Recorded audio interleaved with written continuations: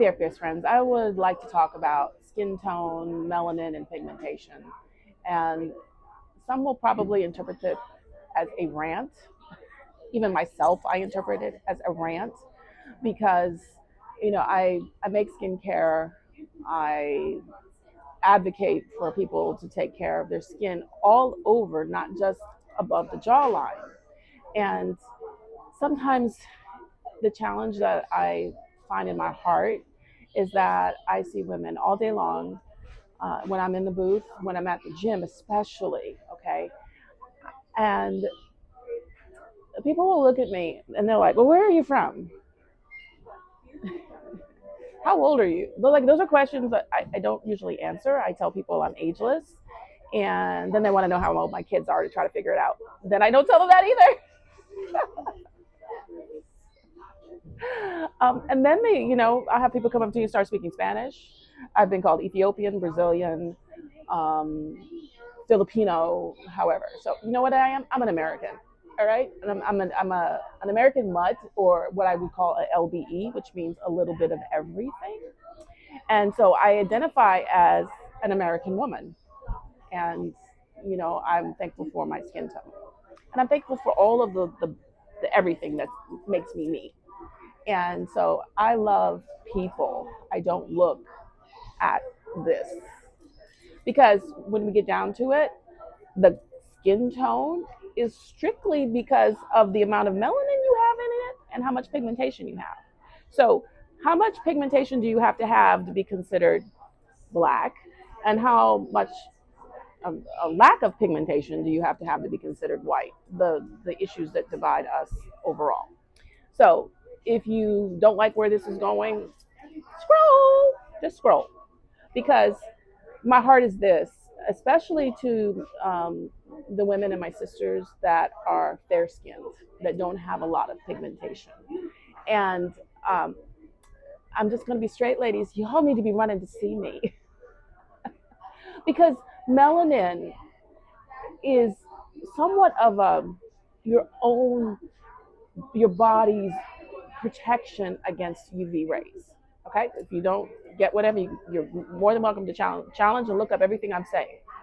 So what can happen is, as time goes, even with SPF 50, okay, even with SPF 50, if you are not taking care of your skin barrier and adding something else to it, like shea butter is a natural, God given butter that helps. I'm not saying it does everything, but helps protect the skin barrier, helps lock in moisture, helps shield some of that UV rays.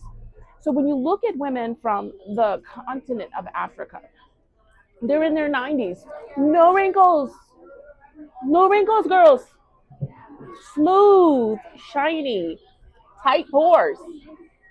Don't look at that as something like, ooh, look at that like, what the hell does she know that I don't know? Because I'm going to say this, like, especially like fair skinned women, it's not just the face that's wrinkling, it's the décolleté, it's the elbows, the knees. It's I want to like grab them, like hug them and say, baby, you need to come see me. Stop thinking about oils and butters and skin as a category of people. And I get it, there's stuff that people make that they shouldn't put on their skin, but not everything is like that. Don't throw the baby out with the bathwater, because formulation happens, and water and formulations and petroleum byproducts do not feed and nourish your skin, nor do they protect your skin barrier. So I want to say this to all fair skinned women: I love you, and y'all need to come see me. You all should be running to my website. Honestly. And I'm not saying that to criticize anybody, but I'm saying that because I want to help you, sister. You are gorgeous. Keep it. And if you love the sunshine and then not want to go outside, and I'm not saying don't use SPF, because I put sunblock on my face every day. I'm in Florida. So, and where you are located on the planet has something to do with it too, with the level of UV rays. and the amount of sun and there's so many different factors. And I'm not saying that shea butter or my products will fix everything, because it's a complete um, lifestyle, and it's how much water you drink, what does your diet consist of, all of those things give you beautiful skin. At the same time, if you're not feeding it, if you're not protecting it, if you're not nourishing it, it's not going to support you. It's just as simple as that. You can run to the um, plastic surgeon, you can be putting needles in your skin, Botoxing, but you can't Botox your whole body, like Botox your decollete right here. What the hell is that? You know? And so you got all this together, but then, your elbows are shrinkled up and shriveled up. And I'm here to help you. I'm here to help you. Please go to my website, fiercelyfeminine.net, and let's start working on getting y'all together. And then I'm saying, this is directed towards them. It's all women of all skin tones, and I am still amazed, just amazed, like the thought that people get out of the shower or out of the bathtub and do not put some type of moisturization on, not only on themselves, not on their children. And just because your skin is fair, that doesn't mean it's not ashy and flaky. It's just not as well seen or itchy. Okay, I've let a lot of stuff out.